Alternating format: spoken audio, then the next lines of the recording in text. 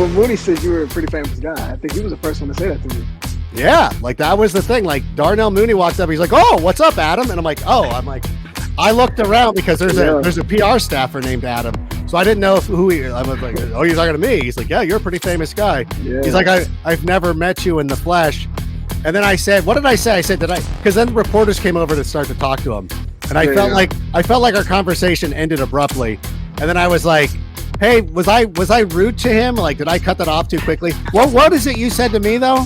I was like, I think you're good. I think you're good. Once again, hanging me out to dry.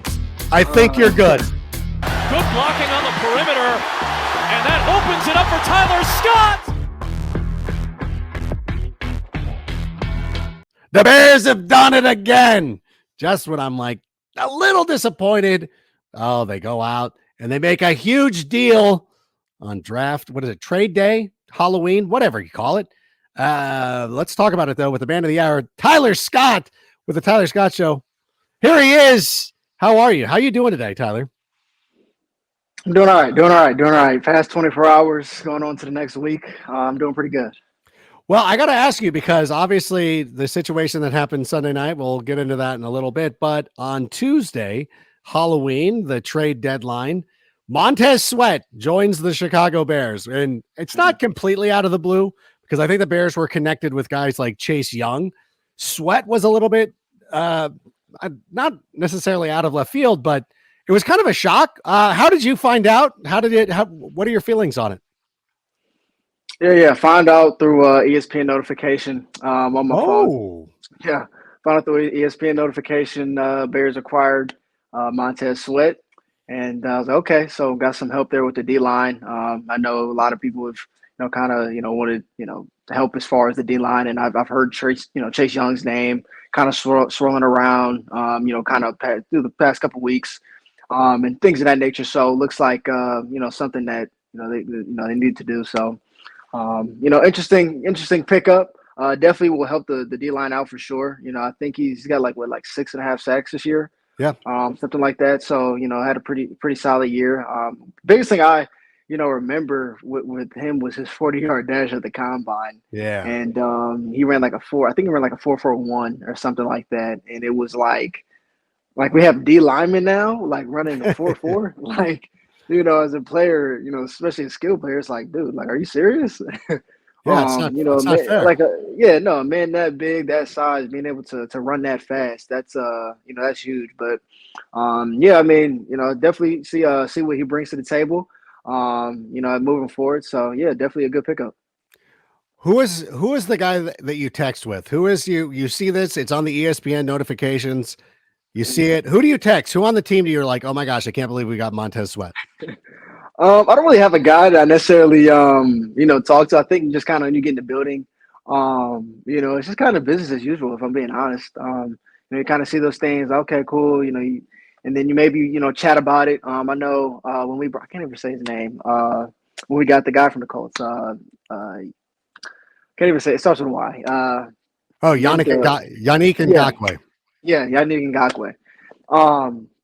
When we picked him up, I know we kind of talked about him and just how much of a force he was in college and, how good he was, just how he's been through the league. So we talked about him a little bit, just kind of as a unit, amongst ourselves, we just kind of, just talk about, each guy that they bring in and, things of that nature, but nothing crazy. Just kind of business as usual. Just good to have another, piece of talent to come in and, help us win. All right. Well, I want to throw this out there, and you don't answer one way or the other. You can just nod along politely. I'll be that guy for you. When a big move like this happens, that I have to be excited. I was on the set of NFL Fantasy Live. I was very excited about this because I feel I don't know how the players take it, but for me, obviously things are not quite going the way that we expected it to at the beginning of the year. But I do love the fact that the Bears are still thinking of the future, and you being a rookie. Obviously, you are part of the Bears' future. That has to give you a little bit of a juice on a Tuesday as you're starting to get ready for the New Orleans Saints. You got to have a little bit of a charge. Like, okay, our organization still believes in us, still wants to not only win this year, but wants to win in the future. No, definitely. I mean, I think, when you make moves like that, especially building, looking at that type of acquired, looks like it's more of a future, like you said, acquired, moving like in the right direction, I would say. And so I think, you see those type of things like, okay, you can see, Poles and those guys, slowly trying to build something, slowly trying to, build those pieces. They may not, scream out at you necessarily, in the moment, even in this juncture of time, but, down the line, those are moves I think that can be, very big and have a long lasting impact for sure. Do players care about draft picks? Like we traded a second round draft pick. Are you shocked or do you even care? Like who cares at the second round pick? What is the feeling amongst the players? Yeah, no, we don't even pay attention to that stuff. If I'm being honest, you don't like that's kind of. I mean, that's not our job. Honestly, it's just kind of work where our butt is and kind of focus in on where our what our job is. So we just kind of let those guys do what they do. Let them do the chess pieces and move how they may. I mean, I think from afar you just kind of like okay. You may play the little game in your head like okay, then if you get a second round pick, what does that mean? Maybe, but for the most part, it's just, you're just focusing on your job and, what you have in hand. And I would like the fans to take note of that because I will tell you, like, if you ask a fan who their favorite players are of all time, it's like, oh, Brian Urlacher, Mike Brown, maybe.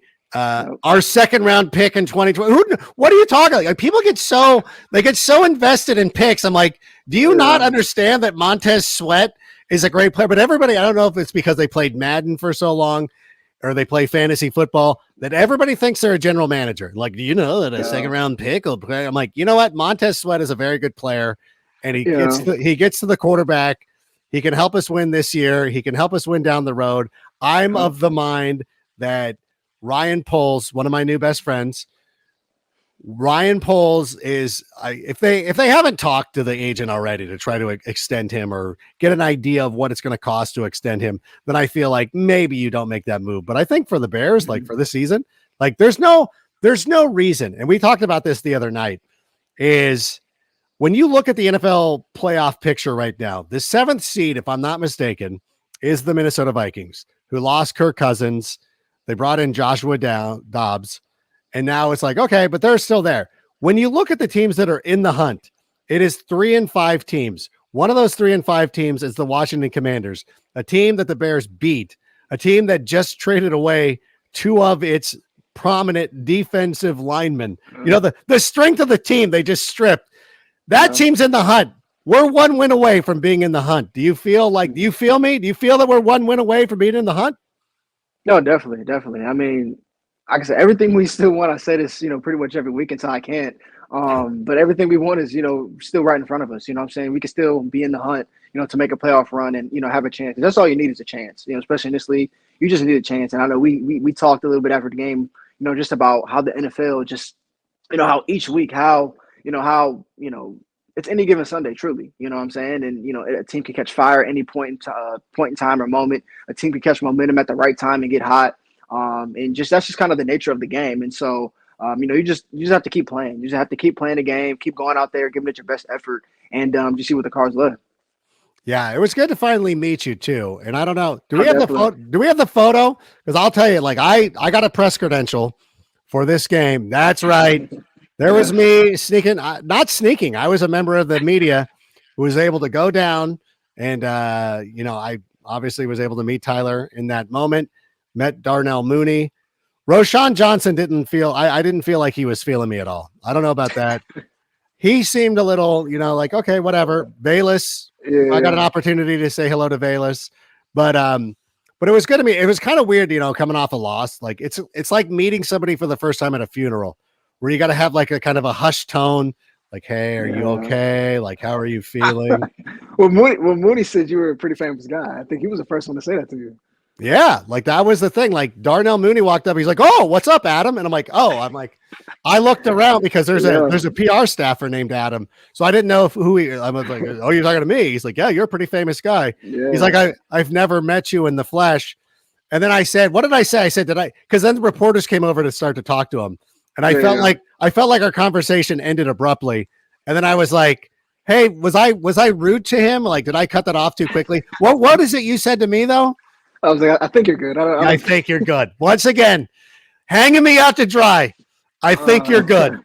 I think you're good. We did, although I will point, I don't know. We're probably sharing too many stories, but I did get in trouble with the Bears PR staff because I followed you out to where the buses were, but we're in the hallway. So locker room's free locker room's free reign. We go out to the buses, and then we were talking about that thing with Darnell Mooney. And I go, I'm going to stop and go back. And so then I forget which Bears PR guy came up. He's like, Rank, you can't do this. Like, please. Actually, he called me by my first name, so I know I was in trouble. He's like, Adam, we can't do this. And I'm like, I'm so sorry. I didn't think about it. Yeah, we were sitting at the locker room. He's like, I can't have you just dragging Bears. Yeah, that's not what I was doing. I was accompanying him. I had to go do a hit for the local TV station out here in Los Angeles. We were out there, but I wanted to go back to talk to Darnell Mooney. And I want to address this. And I want to know, I know we talked about it on Sunday night for a moment. He was not down on that opening play. He absolutely was not down. No, there's no way about it. No, he wasn't. He wasn't at all. And like I said, coming off the field, that's something our receivers coach, man. He's like, he said, were you down on that play? Because I didn't think you got touched. And when he was like, yeah, I didn't think I was down either. And so yeah, that's another touchdown taken away. So I don't know. They had some quick whistles in that game. Ooh, like quick whistles, quick flags, a lot of questionable stuff going on there. I'm like, how do we have 9 penalties? The Chargers have none. I guess the Chargers somehow are the most disciplined team in the league. I don't want to rehash that too much, but yeah, I was with you, and I went back and I told Darnell, and I'm like, you know what? I go, that's garbage. I'm like, and that changes the complexion of a whole game. Now, obviously, you went deep on the first play. Was that the design? Did you go into that game knowing like, hey, first play, we want to hit that quick strike, we want to go deep, or was it something that Tyson was reading and he had the option to do that? No, that was definitely by design. First play, that was something that we practiced. We had called kind of during the weekend, especially in walkthrough. That was like one of the plays that we knew, like, we're taking a shot. Coming out Sunday night, we're taking a shot. We're gonna try to set a tone, and so yeah, that was definitely set up. And then I had talked to Ryan Poles before the game, and I saw him up in the press box, and I was like, hey, I go, you know what we should do? Oh God, I'll stop. And Ryan was very gracious. He's like, no, Adam, go ahead and say what you got to say. And I said, we need to go deep on the first play of the game. And he's like, oh, okay. And I go, no, because like the average depth of target against the Raiders, wasn't very deep. So I think the Chargers are going to crowd the box. We take that shot like we did against Washington, set the tone. He's just looking at me. Either number one, he's like, that's exactly what we're doing, idiot. Stop talking about it. Or that was probably just the number one. So it is good to know. So I didn't necessarily call the play. You guys had it planned. I guess we were all thinking in the same. Yeah, yeah. I like that we were all on the same page and it was so successful. It was. Well, what happened? So what was the big thing? Like, what was the difference between playing the Chargers this week and the Raiders 2 weeks ago? Now, obviously, we saw what happened to the Raiders on Monday night. That's not a very competitive football team, but the Chargers had struggled coming into this contest as well. What was the main difference offensively?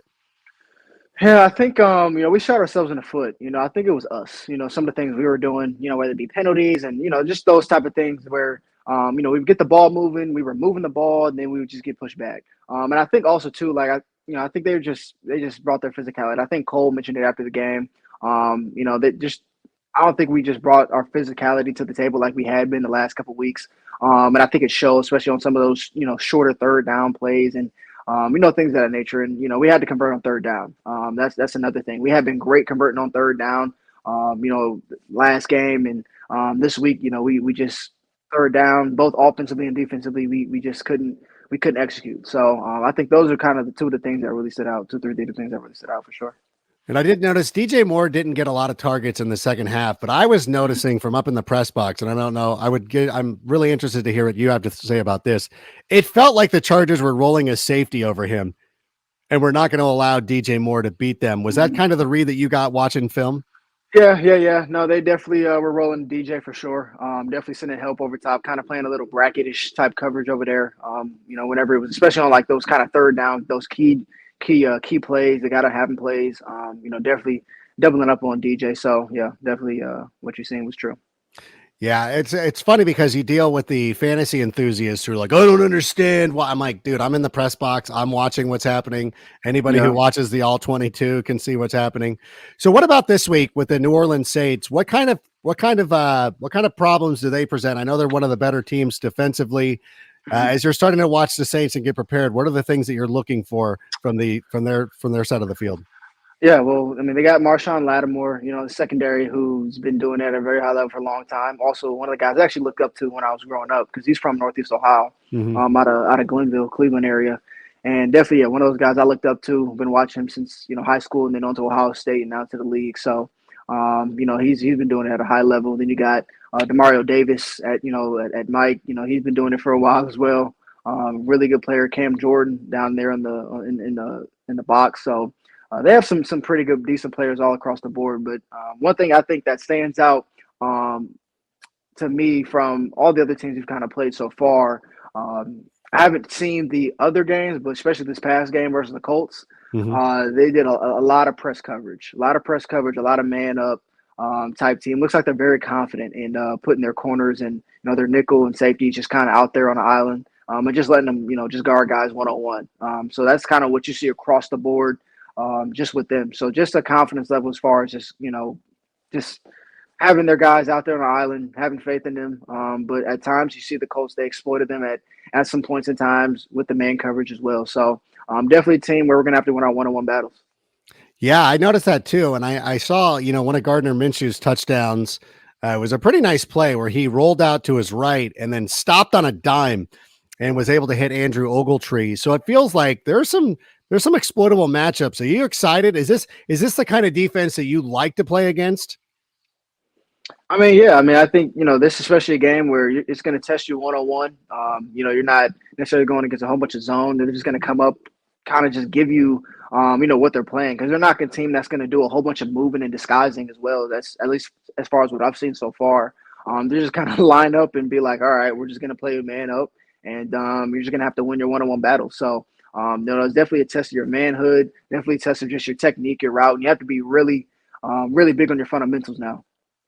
Yeah, and it makes sense. And it's one of those things too, because as I'm looking forward to this, and thinking about DJ Moore, like, yeah, please play DJ Moore one-on-one or play you one-on-one, an opportunity for you to go out there and I was disappointed that I wasn't going to get your first touchdown ball, but that's okay.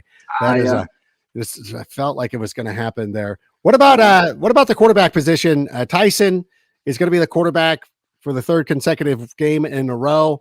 How is that going along? How's he feeling? Now, obviously, last week we talked to him. A lot of fun coming off that huge win against the Las Vegas Raiders. Things obviously didn't go as well against the Los Angeles Chargers. What has his mood been like? What is his demeanor like? Obviously, not that necessarily you're coming back to earth, but obviously the world has changed in a week or so. How's everything going with him? Yeah, I think one thing I think you could tell with him is that he wants it so bad. You could tell just. Especially after the game, he was really hard on himself. It seemed like, but I think you could just see just the desire to really want to be great, just to really want to execute and just do his job.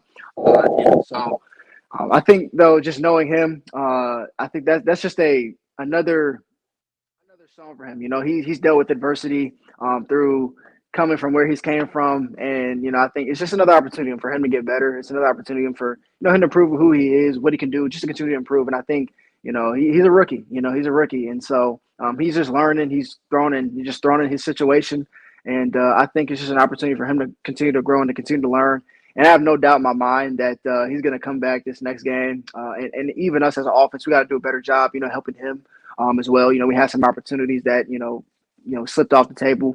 But I think for him, he's just going to have the same mindset as far as continue to as far as his preparation. But I think for him, like I said, just keeping the same mindset, still just trusting in his guys, and us trusting in him.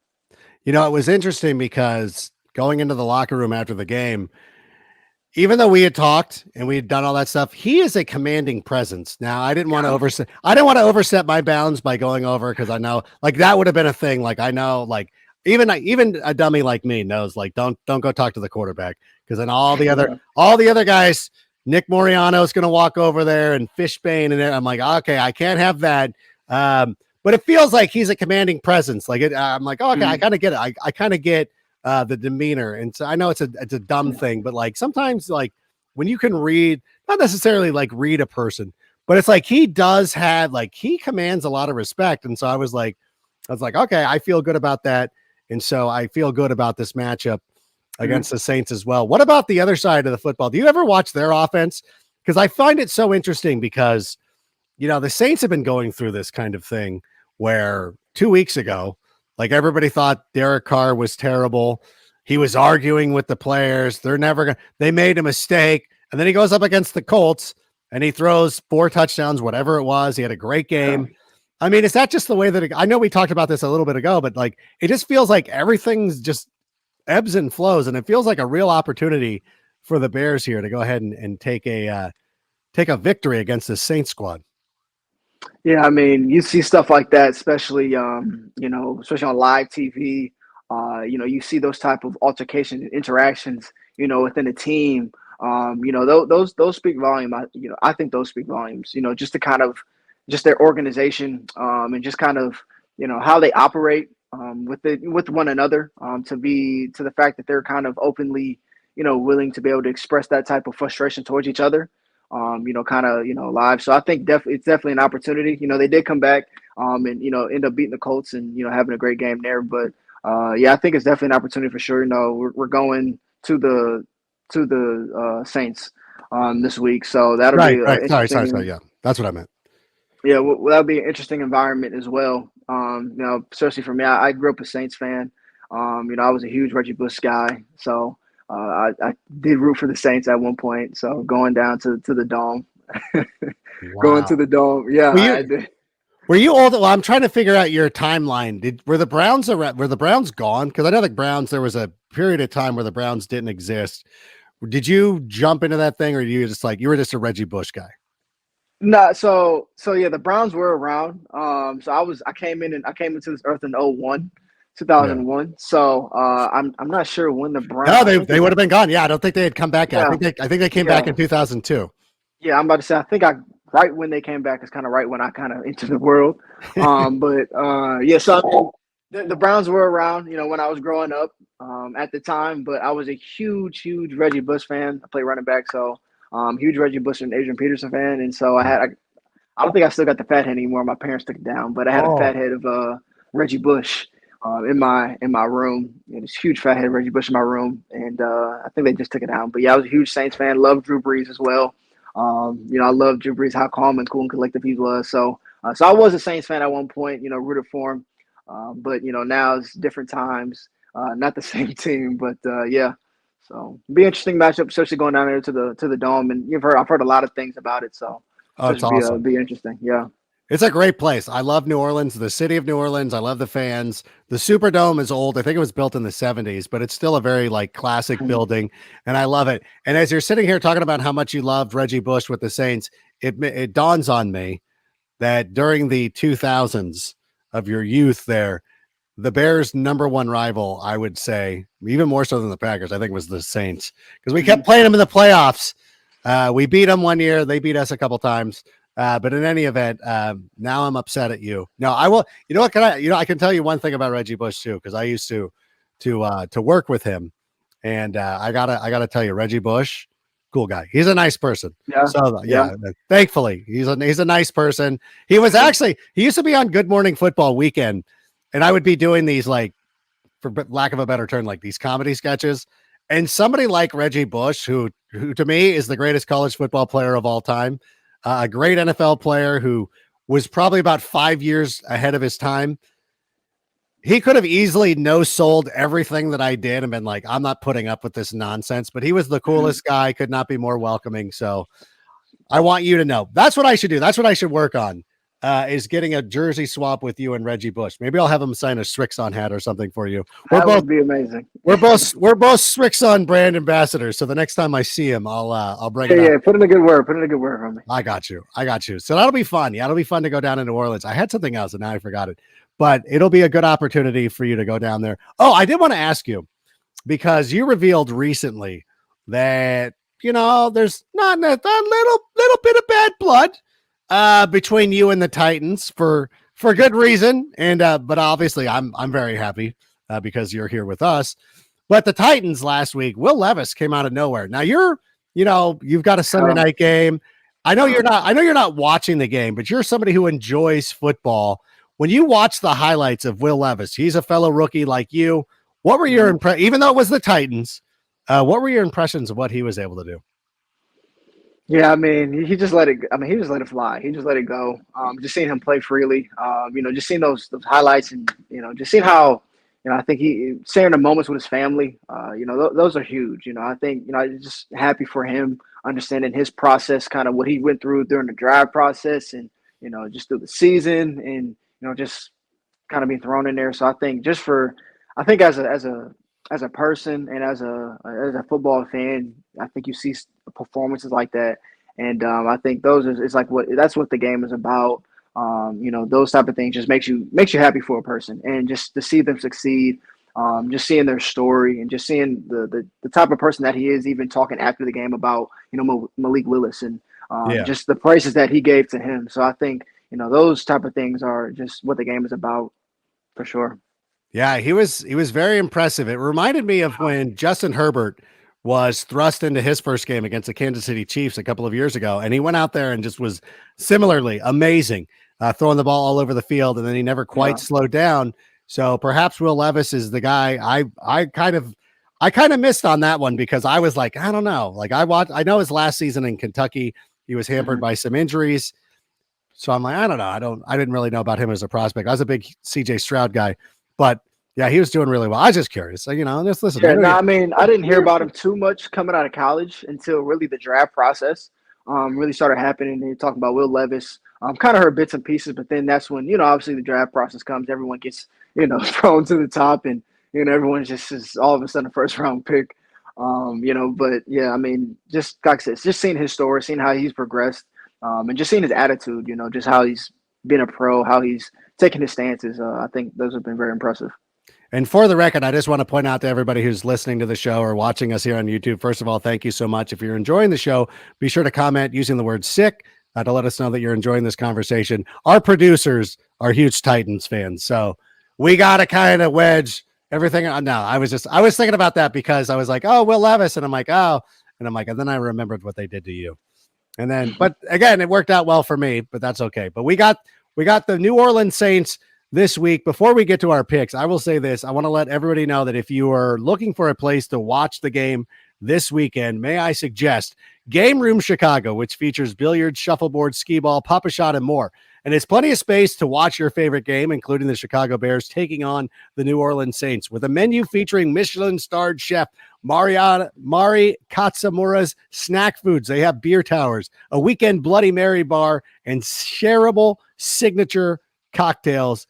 Game Room Chicago is the place to be on game day, not only for the Bears game on Saturday, but also Saturday for the college football action as well. And listen, you want a little bit of an upscale watching experience for games. You don't necessarily want to, like sometimes dive bars are great, but Game Room Chicago, you class it up a little bit, you go check it out. So that is my suggestion. So what do we think? This is going to shock you. And I know that you're not expecting me to say this. And I hope that we'll remain friends after I say this. But this week, you guys are beating the Saints. That's my prediction. I think that it's it. Listen, we talked about it Sunday night. We talked about it now.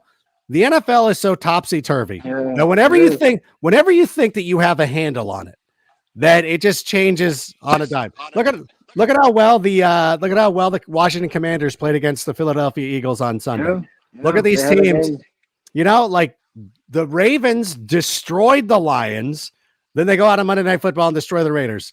Take nothing for granted. And I feel like the juice of getting Montez Sweat, which again, I think that's a big thing. I know everybody's, but obviously some other trades that we pulled off didn't quite work, but it's like, you know what? Don't stop trying. Keep shooting your shot. Like I agree with kind of where your mindset is. Like, that's not the same player. This is a whole entirely different player. Give this man a chance to preview right or wrong. So I think just having him acquired for sure is definitely going to be a big boost for that defense for sure. Especially moving forward. Yeah, and they've been playing really well against the run. Like I know, like Austin Eckler had that catch and run. But at the same time, like they weren't running the football. Like they were not having a lot of success running the football. All of Austin Eckler's production came as a receiver. And one of them was basically one play and a couple of broken tackles. So hopefully Montez Sweat and hopefully that revitalized defense comes alive against the Saints. Cause I think this is a very, I know they said this every week. I think it's a winnable opportunity. I think it's a winnable game. And I think there's chances for you because, as you said, I know that they love to single up with the wide receivers. But again, I was watching it. I was watching it on Sunday. I'm like, oh, man, I go, Tyler's going to get some one-on-one opportunities, and I hope you're going to make somebody pay. I think this is going to be the week as well. Definitely. No, I'm excited for this one for sure. Well, you should. Don't get out of hand when you're down there. Listen, you can visit New Orleans on your own time and do anything like that. I want you. I know it's going to be tough. It's going to be tough. Yeah. I'll be like that. I'm always like that. I keep the main thing. By the way, nobody was mad at us for talking after the game, were they? Of course not. No. I was making sure because, like, often, like, I know at first it's kind of like, like, hey, we got to be real quiet or whatever. But then, like, I'm also hilarious. I'm going to make people laugh. I think actually what it was, it's like when Darnell came over and started talking, I felt like once a veteran comes up and says something like, oh, we're on now. Like, Darnell. No, we're good. No, yeah, we're good. No, we were good. When you came up, we were good. Yeah. We were good. We were very respectful of other players sitting around who weren't feeling as well. It's okay. It's all good. So I'm happy about that. There.